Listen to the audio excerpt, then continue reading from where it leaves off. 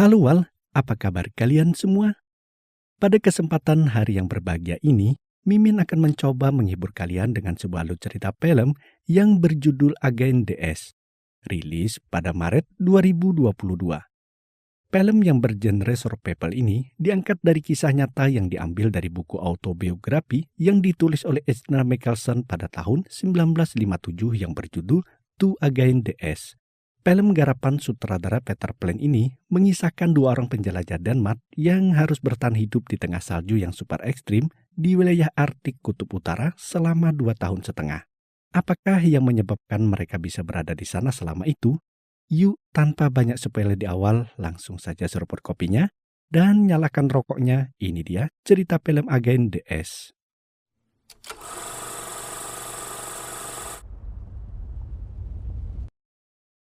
Film dibuka dengan pemandangan padang salju di Kutub Utara pada tahun 1909. Terlihat seseorang sedang mengendalikan kereta salju yang meluncur dengan laju di atas padang es yang ditarik oleh beberapa ekor anjing. Di atas kereta itu seorang pria berbaring tak berdaya. Ketika malam menjelang, kereta salju berhenti di sebuah kapal yang disambut oleh semua krunya. Pria yang mengendalikan kereta itu ternyata adalah si kapten yang bernama Ejnar Michelson. Dan pria yang berada di atas kereta adalah anak buahnya yang bernama Jargensen. Mereka baru pulang melakukan perjalanan jauh di tengah cuaca dingin yang ekstrim. Akibat perjalanan tersebut, kaki Jargensen mengalami pembekuan yang terlihat mulai membusuk. Untuk mencegah infeksi yang lebih parah, mereka terpaksa memotong jari kakinya dengan peralatan seadanya, yaitu sebuah tang. 2, 3.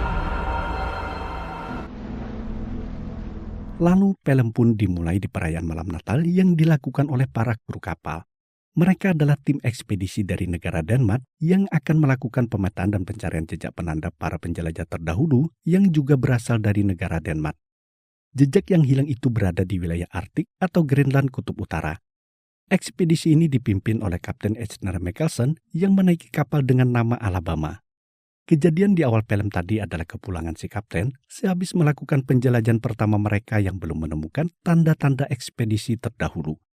Walaupun belum sesuai rencana yang mereka harapkan, kapten menemukan sebuah buku catatan anggota tim terdahulu dan sebuah peta yang menunjukkan lokasi tugu penanda. Tugu itu berupa tumpukan batu sebagai penanda yang disusun. Dan di sanalah Miles Eriksen, pimpinan penjelajah terdahulu, meninggalkan buku jurnal terakhirnya. Kapten Michelson memutuskan akan kembali lagi untuk melakukan perjalanan yang lebih jauh melintasi pegunungan es untuk mengambil jurnal tersebut.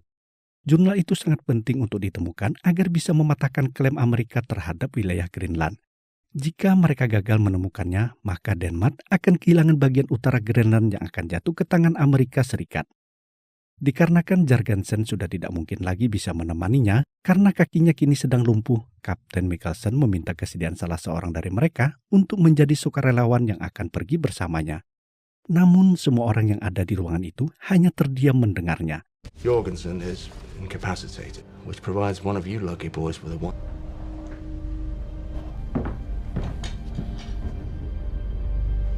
Tak satu pun dari mereka bersedia melakukan perjalanan yang sangat berisiko itu. Selain cuaca yang dingin dan ekstrim, jarak perjalanan itu sangatlah jauh, sejauh perjalanan dari kota Moskow menuju kota Roma. Karena tak ada yang mau mengajukan diri, Iper Iperson, seorang mekanik yang bertugas di kapal itu, mengajukan diri kepada Kapten Ejnar Michelson untuk menjadi sukarelawan yang akan menemaninya. Technically, I'd like to come with you.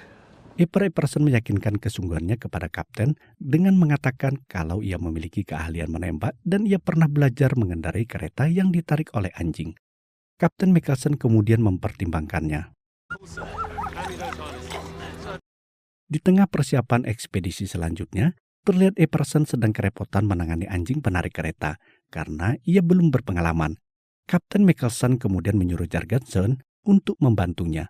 Saat itulah Jargensen memberikan pesan kepada Iperson kalau ia jangan terlalu bersahabat dengan anjing penarik kereta karena mereka hanya bertugas sebagai pembawa beban. Jika nanti mereka mulai kehabisan bekal, anjing-anjing itu akan ditembak satu persatu mulai dari yang terlemah untuk dimakankan kepada anjing yang lainnya. Sementara itu di ruangan kapal, Kapten Michelson sedang menggali informasi tentang Iperson yang belum banyak ia ketahui. Epperson sebenarnya tidak termasuk dalam daftar tim penjelajah karena ia baru bergabung di kota Reykjavik saat di perjalanan karena mesin kapal mereka mengalami kerusakan. Setelah mendapatkan pertimbangan dan masukan dari kru yang mengenal dekat Epperson, Kapten Mikkelsen akhirnya menerimanya. Pada malam harinya, Epperson diingatkan oleh kru kapal lainnya untuk mempertimbangkan lagi keputusannya mengikuti kapten mereka dalam ekspedisi yang sangat berbahaya itu. Namun ia tetap dengan pendiriannya. Satu hari sebelum keberangkatannya, Kapten Mikkelsen juga diingatkan oleh Jørgensen agar membatalkan penjelajahan itu, karena ia meragukan kemampuan Epperson seorang mekanik yang tidak memiliki pengalaman dalam penjelajahan di padang salju. Tentunya hal itu sangat membahayakan nyawa mereka berdua. Selain itu, Jørgensen juga mengingatkan kalau Mikkelsen sudah tidak muda lagi dan sudah saatnya lah memikirkan untuk menikahi Naja kekasihnya yang selalu ditinggalkannya. Ia juga beralasan mereka sudah berusaha maksimal untuk mencoba menemukan tugu itu. Sudah saatnya lah untuk menyerah. Namun Mikkelsen tetap berkeras kalau besok pagi ia akan tetap pergi. Itu ia lakukan bukan sekadar ajang pembuktian diri, melainkan sebagai bentuk menjalankan tanggung jawabnya kepada negara sesuai arahan perintah Komite Negara Denmark. Ia juga yakin Epperson saat ini adalah kandidat terbaik karena hanya ia satu-satunya pria kru di kapal itu yang bersedia mengajukan diri. Sebelum mengakhiri pembicaraan, Kapten Mikkelsen memerintahkan kepada Jørgensen untuk pergi meninggalkan tempat itu di bulan Agustus jika nanti ia tidak kembali di bulan Juli. Keesokan paginya, tepatnya pada tanggal 10 Maret 1910, Kapten Mikkelsen dan Epperson memulai perjalanan ekspedisi yang sangat berbahaya dan bersejarah bagi negara Denmark. You too, Captain. Mereka menggunakan 2 kereta salju yang ditarik oleh beberapa ekor anjing dan dipenuhi dengan perlengkapan dan persediaan makanan untuk beberapa bulan ke depan. Perjalanan itu melintasi padang es dengan suhu minus 40 derajat Celcius dengan medan bergunung. Ketika menghadapi medan yang curam dengan sekuat tenaga, mereka akan saling bekerja sama menarik kereta dengan dibantu para anjing.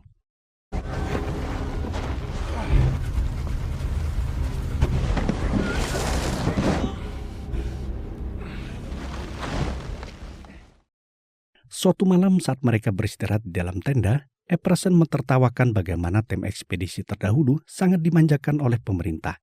Sampai-sampai ekspedisi itu membawa sebuah mobil untuk berjalan di atas salju. Memasuki hari ke-26 penjelajahan itu, mereka menghadapi badai salju yang turun. Ketika malam hari saat beristirahat di dalam tenda, Epperson menanyakan kepada Kapten Mikkelsen apa sebenarnya yang terjadi pada tim penjelajah Denmark terdahulu. Mikkelsen kemudian menceritakan apa yang terjadi pada tim penjelajah tersebut. Tim itu dipimpin oleh teman dekatnya yaitu Niels Eriksen, sosok seorang penjelajah hebat yang tidak pernah menyerah.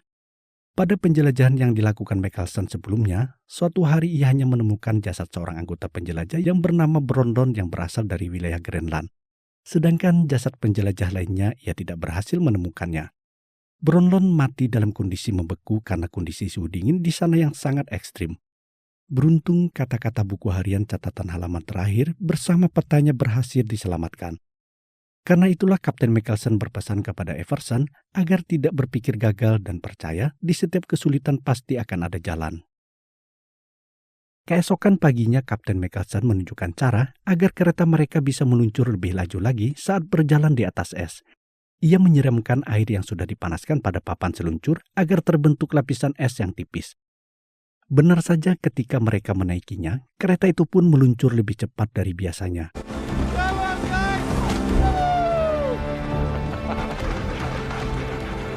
Namun tidak berapa lama kemudian, Mikkelsen melihat anjing yang menunjukkan tanda-tanda seperti mencium bau tanah.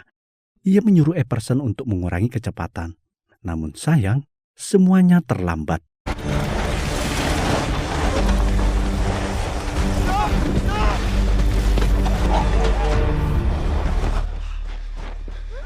Setelah kereta itu terjatuh ke jurang, Epperson berusaha menyelamatkan barang bawaan mereka beserta anjingnya.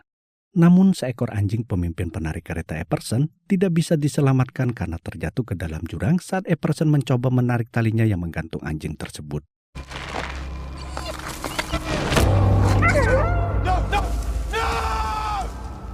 Akibat insiden itu, Epperson harus kehilangan persediaan makanan anjing untuk jatah 2 minggu, separuh persediaan teh dan sekaleng cairan perapian, serta seekor anjing.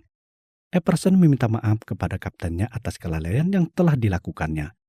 Michelson memakluminya, namun ia sedikit kecewa karena ia mengira Epperson yang berlatar belakang sebagai seorang tentara angkatan laut harusnya memiliki kehati-hatian dan disiplin yang lebih tinggi. Keesokan paginya mereka melanjutkan perjalanan dan berhasil keluar dari daerah pegunungan bersalju. Pada hari ke-48, Epperson kembali bertanya persoalan pribadi kepada kaptennya. Ia menanyakan kenapa kaptennya mau dan terus melakukan pekerjaan sebagai seorang penjelajah yang melewati hari-harinya hampir sendirian di tempat itu yang sangat membahayakan nyawanya. Tidakkah ada orang istimewa yang menunggunya di rumah? Michelson menegaskan kepada Epperson dalam pekerjaan ini, mereka harus pergi tanpa beban dan tidak boleh memikirkan yang ada di rumah. Selain itu, pekerjaan sebagai penjelajah yang ia pilih adalah sebuah tugas penting untuk keutuhan wilayah negara mereka atas klaim Amerika terhadap Greenland. Pada malam harinya di dalam tenda, Epperson menunjukkan foto barisan wanita cantik yang ia temukan di dalam kapal. Walaupun hanya sebuah foto, namun dapat menjadikan sebuah hiburan untuk melepas kejenuhan dikala mereka akan beristirahat. Sebagai lelaki normal yang berada di tempat terpencil dan sunyi selama berbulan-bulan, sesekali mereka juga pasti akan merindukan pasangannya.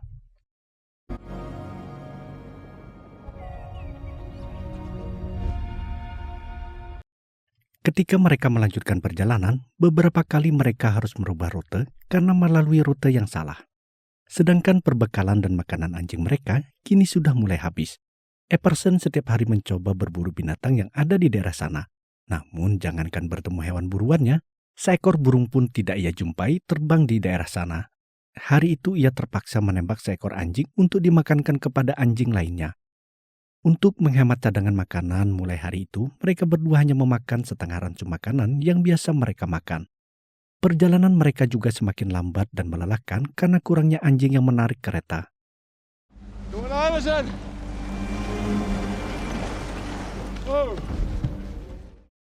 Memasuki hari ke-84 pencarian mereka, Kapten Michelson mengajak Epperson untuk mengubah rute pencarian. Epperson yang sudah mulai menyerah karena perbekalan mereka sudah habis, mengajak kaptennya agar pulang ke kapal. Namun Kapten Michelson menolak untuk menyerah dan mengaku kalah. Ia yakin sedikit waktu lagi mereka akan berhasil karena mereka memegang peta lokasi tugu itu. Ia berjanji bulan Agustus mereka akan berhasil kembali ke kapal Alabama. Untuk menambah perbekalan dan menghemat tenaga, Michelson memutuskan mereka akan pergi hanya menggunakan satu kereta saja. Dan sebagian anjing mereka, pastilah teman-teman semua sudah tahu nasib mereka. Mereka lalu melanjutkan perjalanan menggunakan satu kereta salju melewati medan yang sama, yaitu ekstrim. Agar kereta berjalan lebih cepat, mereka harus membantu menariknya.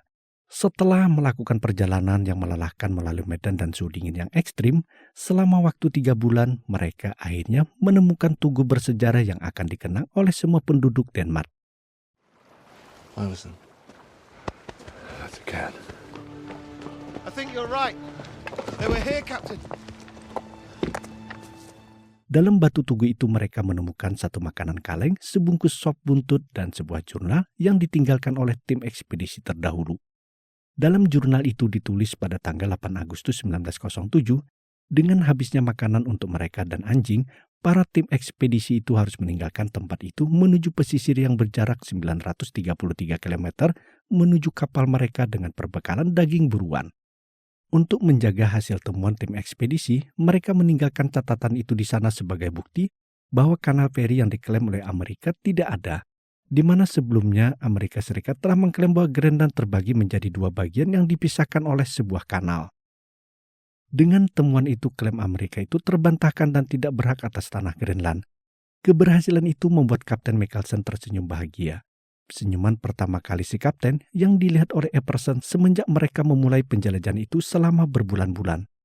Sebelum kembali ke kapal Alabama, mereka berdua merayakan keberhasilannya dengan memakan sop yang ditinggalkan penjelajah sebelumnya. We can go home now, Iverson. Home. And then home sweet home.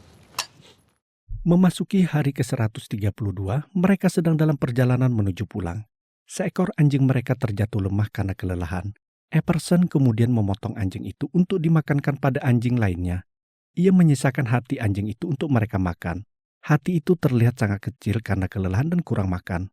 Walau awalnya mereka ragu untuk memakannya karena dicurigai mengandung racun, mereka akhirnya memakannya setelah mengujinya dengan merebus hati anjing itu bersama kalung perak milik kapten. Namun setelah mereka memakannya, mereka mengalami muntah-muntah karena keracunan. Beruntung itu tidak sampai merenggut nyawa mereka sehingga masih bisa melanjutkan perjalanan pulang. Pada suatu hari saat mereka beristirahat, Epperson mencoba pergi berburu untuk mendapatkan makanan tambahan. Beruntung hari itu ia melihat seekor singa laut yang sedang berada di atas gundukan es. Saat Epperson sedang membidiknya dan bersiap untuk menembaknya, singa laut itu berhasil kabur setelah mendengarkan suara keributan yang ditimbulkan oleh anjingnya. Epperson sangat kesal dengan anjing-anjing itu. Namun saat mendengar suara tembakan, ia baru menyadari ada sesuatu yang tidak beres dengan Kapten Mikkelsen dan anjingnya. Ia pun segera berlari mendatanginya. Ketika ia sampai, alangkah terkejutnya ketika ia melihat seekor beruang kutub yang sangat besar sedang berusaha menyerang Kapten Mikkelsen yang saat itu tidak berdaya karena kakinya terlilit dengan tali kereta. Epperson segera mengarahkan senapannya dan menembaki beruang tersebut. Setelah beberapa peluru bersarang di tubuh beruang itu, barulah beruang itu roboh dan terjatuh. Namun kejadian yang tidak diharapkan pun terjadi. Akibat benturan tubuh beruang yang jatuh itu menyebabkan es di sana pecah dan membuat si beruang terjatuh ke dalam air yang menyeret Kapten Mikkelsen ikut tenggelam. Beruntung Kapten Mikkelsen berhasil selamat setelah Epperson menarik tali kereta yang masih terlilit di kakinya.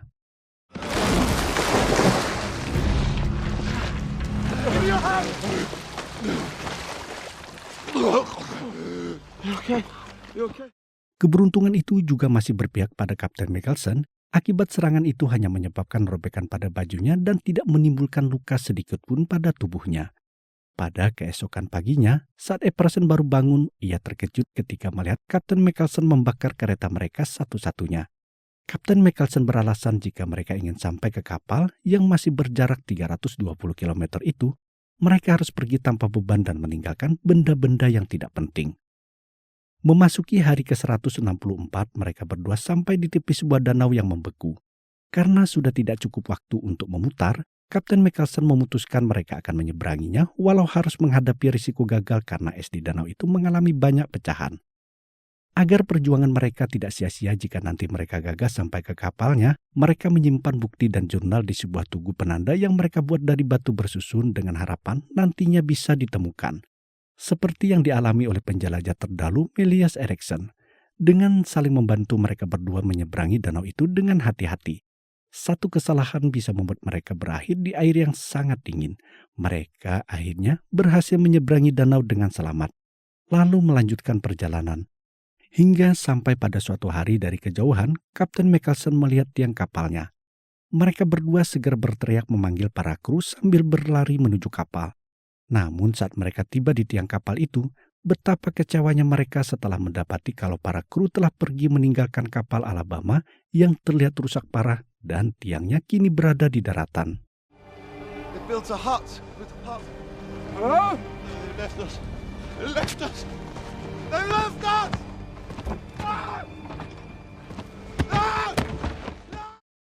Scene berpindah di kota Detman. Letnan Lobb dan Letnan Jargensen sedang berada di depan sidang yang dihadiri oleh menteri untuk meminta proposal biaya pendanaan yang akan digunakan untuk melakukan misi penyelamatan kepada Kapten Mikkelsen dan Everson. Mereka menceritakan kronologi kenapa mereka harus meninggalkan keduanya di sana karena kapal Alabama hancur terkena badai es. Mereka harus pergi selagi masih sempat. Namun mereka yakin kalau Kapten Mikkelsen dan Everson masih hidup karena mereka meninggalkan persediaan makan yang cukup untuk 1 tahun lebih di pondok yang mereka bangun. Namun menteri pesimis kalau mereka berdua masih hidup dan selamat karena pada penjelajahan kedua itu Kapten Mikkelsen membawa seorang mekanik yang tidak memiliki pengalaman penjelajahan pada salju Arktik. Menteri juga mempertanyakan alasan kenapa mereka mengizinkan Everson seorang mekanik bisa ikut dalam penjelajahan itu. Ia juga mempertanyakan keberadaan Everson dalam kapal itu karena di dalam daftar tim penjelajah tidak ditemukan. Mereka berdua menjelaskan kalau Everson bergabung dengan tim saat kapal mengalami kerusakan di perjalanan. Karena tidak adanya bukti kalau keduanya masih hidup dan kemungkinan untuk hidup sangat kecil, Menteri akhirnya menolak memberikan izin penggunaan dana tambahan yang akan dipakai untuk misi yang dianggapnya sia-sia. Mendengar itu, Letnan Jargensen mengusulkan kepada menteri agar mereka menawarkan hadiah kepada para pencari paus yang berhasil menemukan mereka berdua. mengingat mereka semua diselamatkan oleh para pencari paus yang berhasil mencapai tempat mereka. Man, Ivor Iverson. His name is not on the original crew list. Our mechanic, sir. Volunteered. Knew that the chances of success were minimal. More expense on another fruitless mission. Sin kembali ke Kutub Utara di hari ke-242. Terlihat musim dingin menyelimuti daerah itu yang membuat air laut membeku. Epperson saat itu masih tidak percaya dengan teman-temannya yang tega pergi meninggalkan mereka begitu saja. Kapten Michelson berusaha menghiburnya dengan mengatakan kalau semuanya akan baik-baik saja dan sebuah kapal yang lewat pasti akan menjemput mereka seperti teman-temannya pergi. Namun Epperson meragukannya karena ia yakin orang-orang pasti menganggap mereka berdua sudah mati. Kapten Michelson berusaha menyanggahnya dan mengatakan kalau akhir musim dingin tahun depan kapal akan datang menjemput mereka. Namun hingga musim dingin berlalu dan semua es yang menutupi laut sudah mencair, tak satupun kapal yang mereka harapkan datang ke pulau itu.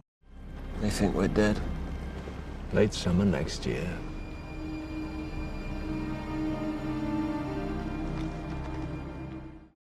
Untuk mengobati kerinduan mereka akan pulang ke rumah, dalam hari-hari penantian itu mereka berdua membuat kesibukan. Michelson menempelkan foto barisan wanita cantik di dinding dan membayangkan mereka semua seolah-olah menatap mereka berdua. Mereka juga berandai-andai di situasi seperti itu, berharap ada gadis cantik yang datang ke pulau itu menggunakan balon udara. Epperson juga memperbaiki alat pemutar piringan musik yang tersimpan di gudang. Setidaknya suara musik itu bisa sedikit menghibur. Hingga pada suatu malam di musim dingin yang kembali datang, Kapten Michelson bermimpi buruk kalau tugu penanda tempat mereka menyimpan jurnal diobrak-abrik oleh seekor beruang. Ketika ia terbangun, ia segera membangunkan Epperson dan mengajaknya kembali ke tempat tugu penanda untuk mengambil jurnal dan buktinya. Kesempatan itu harus mereka lakukan sebelum musim dingin berakhir agar mereka sudah kembali berada di sana saat musim es mencair. Keesokan harinya mereka bersiap melakukan perjalanan untuk mengambil jurnal. Sebelum mereka berangkat, Epperson menutup pintu dengan papan. Ia juga mengingatkan kepada kaptennya agar sebaiknya meninggalkan catatan di pondok untuk bagi siapa saja yang datang ke pondok itu agar mengetahui keberadaan mereka. Namun Kapten Michelson yang merasa mereka harus buru-buru berangkat dan yakin kalau mereka akan kembali sebelum musim es pecah, ia tidak mau melakukannya. Mereka pun memulai perjalanan itu menggunakan kereta salju yang ditarik oleh mereka sendiri di tengah cuaca yang dingin. Sorry, sir. Got eaten by a bear. What's the post this? For your sake, there's no truth in my dreams. Di hari ke-439 mereka berhasil mencapai Tugu Penanda. Kapten Michelson sangat terkejut setelah melihat tumpukan batu Tugu Penanda itu telah berantakan diganggu beruang. Ia berusaha mencari bungkusan jurnal yang ia simpan di sana. Beruntung ia akhirnya bisa bernapas lega setelah menemukan bungkusan jurnal yang hanya berpindah tempat. No, no, no, no! They say there's truth in every dream. Mereka lalu berjalan kembali pulang. Di tengah perjalanan, mereka sempat bertemu bangkai mobil milik penjelajah terdahulu. Pada hari ke-471, mereka berhasil mencapai pondok peristirahatan. Mereka terkejut setelah mendapati pintu yang sebelumnya mereka paku kini dalam kondisi terbuka. Ketika berada di dalam, Epperson menemukan sebuah kertas catatan di atas meja. Para pencari Kapten Michelson datang ke tempat itu pada tanggal 23 Juli 1911. Namun mereka tidak menemukan adanya tanda-tanda keberadaannya. Terlihat Epperson sangat kesal karena sewaktu mereka meninggalkan tempat itu tidak meninggalkan catatan apapun. Kapten Michelson pun juga menumpahkan kekesalan, amarah dan kekecewaannya dengan menghancurkan kereta salju yang ada di luar karena kebodohannya tidak meninggalkan sebuah catatan sewaktu mereka akan pergi.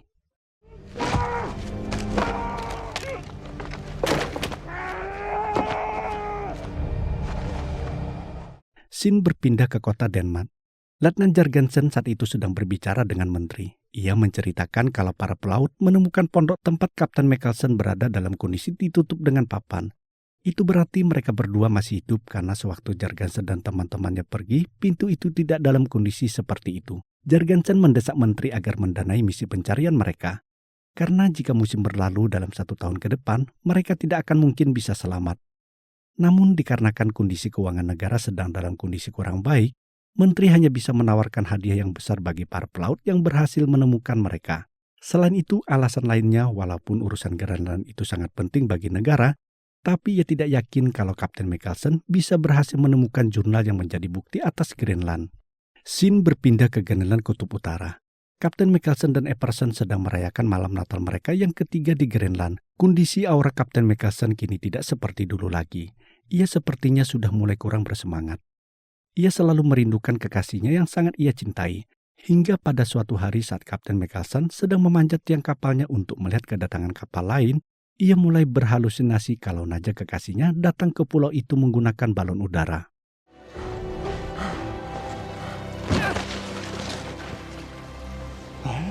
I just missed you so much. Captain, it's getting cold out here. You okay? Setiap hari Kapten Mikkelsen selalu berbicara dengan kekasihnya dalam halusinasinya. Epperson yang melihat perubahan pada diri kaptennya mulai mengkhawatirkannya. Suatu malam Epperson melihat sebuah bisul tumbuh di leher Kapten Mikkelsen. Saat ia menanyakannya, Mikkelsen tak memperdulikan rasa sakitnya. Kini persediaan makan mereka mulai menipis. Epperson setiap hari akan pergi keluar untuk mencari hewan buruan. Saat ia pergi, Kapten Mikkelsen yang berhalusinasi berbicara dengan Naja justru mengkhawatirkan keadaan Epperson yang menurutnya terlihat mulai aneh dan perlu diawasi. Suatu hari saat Kapten Mikkelsen sedang berhalusinasi berdansa dengan Jana, Jana menegur bisul yang tumbuh di lehernya. Hal ini membuat Kapten Mikkelsen merasa malu. Ia lalu mengambil pisau dan mendatangi Epperson yang saat itu sedang berada di gudang. Epperson sempat ketakutan melihat tingkah kaptennya. Ternyata Kapten Mikkelsen hanya meminta Epperson untuk menyobek bisulnya dengan pisau. Epperson kemudian membedah bisul di leher Kapten Mikkelsen yang membuatnya langsung pingsan selama beberapa jam. Don't move. Just do it. Okay. Saat Mikkelsen terbangun, ia mengatakan pada Epperson kalau ia bermimpi pulang ke rumah. Epperson pun juga menimpalinya dengan bercanda kalau ia juga bermimpi merebut wanita yang disukai oleh Kapten Mikkelsen. Hal ini membuat Kapten Mikkelsen menjadi marah dan akan berniat membunuh Epperson. Ia kemudian mendatangi Epperson yang saat itu sedang duduk bersantai di luar. Ia lalu menyerang Epperson dengan tangan kosong. Epperson berusaha menyabari kaptennya agar berhenti. Ketika Epperson berhasil melepaskan diri dari Kapten Mikkelsen, ia segera berlari menuju pondok. Namun Kapten Mikkelsen mengikutinya ke dalam. Ia kemudian mengambil senapan dan mengarahkan ke Epperson yang saat itu berusaha membujuknya kalau semua ini tidaklah nyata. Demikian pula dengan Naja dalam halusinasinya, berusaha mengatakan kalau itu semua hanyalah mimpi dan menghentikan aksinya. Tiba-tiba letusan senapan berbunyi. It's not real. Don't do this. Down. It's not real. Don't do this. Don't. No. Beruntung pelurunya diarahkan ke tempat lain dan tidak sampai mengenai Epperson. Epperson kemudian mengambil senapan yang ada di tangan Kapten Mikkelsen yang saat itu mulai sadar. Untuk berjaga-jaga hal yang tidak diinginkan, Epperson menyimpan senapan itu di dalam gudang. Pada saat mereka makan, Kapten Mikkelsen minta maaf atas kejadian yang telah ia lakukan. Epperson menyuruhnya untuk melupakannya. Kini persediaan makan mereka hampir sudah tidak ada. Peluru amunisi mereka tinggal 2. Saat itulah tiba-tiba mereka mendengar suara berisik yang berasal dari luar. Ketika Epperson mengintipnya dari kaca jendela, alangkah terkejutnya ia dengan kehadiran seekor beruang kutub. Mereka berdua menjadi panik karena senapan baru saja disimpan oleh Epperson di gudang. Mereka berusaha sekuat tenaga menahan pintu masuk sambil membuat suara kegaduhan untuk menakuti beruang.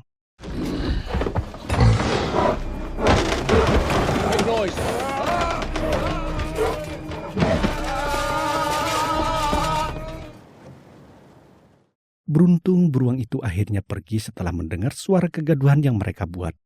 Pada hari ke-865 ketika mereka sedang tertidur, Kapten Mikkelsen terbangun karena mendengar suara berisik yang berasal dari luar. Ia kemudian membangunkan Epperson agar bersiap menghadapi beruang yang datang. Mikkelsen mengambil pisau dan bersiap membuka pintu. Ia berpesan kepada Epperson yang mengarahkan senapan ke pintu agar menembaknya dengan 1 kali tembakan jangan sampai meleset pada saat ia nanti membuka pintu. One shot. Don't miss. 3. Beruntung senapan itu tidak ditembakkan. Ternyata suara itu berasal dari para pelaut yang ingin menyelamatkan mereka. Setelah 865 hari berjuang untuk bertahan hidup di tempat terpencil itu, Kapten Ernest Mikkelsen dan mekanik Epper Everson akhirnya berhasil pulang. Kabar selamatnya 2 orang tim penjelajah itu tersebar ke seluruh negeri Denmark. menteri mengadakan upacara penyambutan mereka sebagai pahlawan Denmark. Darah, keringat, dan air mata mereka tidak sia-sia untuk negara Denmark. Berdasarkan temuan yang dibawa oleh Kapten Ernest Michelson, Amerika Serikat mengakui bahwa Greenland bukanlah sebuah pulau, tapi bagian dari Greenland milik negara Denmark. Di akhir film diceritakan setahun kemudian Kapten Michelson menikahi kekasihnya dan mendedikasi hidup mereka untuk Greenland. Dan Everson tidak pernah lagi menginjakkan kakinya ke Arktik. Namun mereka berdua tetap berteman seumur hidup. Dan film pun usai. Oke, itu tadi sebuah alur cerita film inspiratif yang diangkat dari kisah nyata. Sebuah pelajaran yang bisa kita ambil dari film ini, untuk meraih sebuah kejayaan yang kita impikan, kita membutuhkan keberanian dalam mengambil sebuah risiko. Tidak ada kejayaan maupun kesuksesan yang diraih dengan cara yang instan. Semua butuh perjuangan, pengorbanan, darah, bahkan air mata. Yakinlah tidak ada keberuntungan yang tertukar. Apa yang kamu raih hari ini adalah hasil usaha yang kamu lakukan di masa yang sudah berlalu. Pesan Mimin, jika kamu memiliki sebuah mimpi besar, maka bangun dan kejarlah mimpi itu. Nikmati prosesnya, jangan banyak protes. Semoga saja cara Mimin dalam bercerita bisa membuat kalian semua terhibur. Berjumpa lagi dengan video cerita Mimin selanjutnya. Sampai jumpa.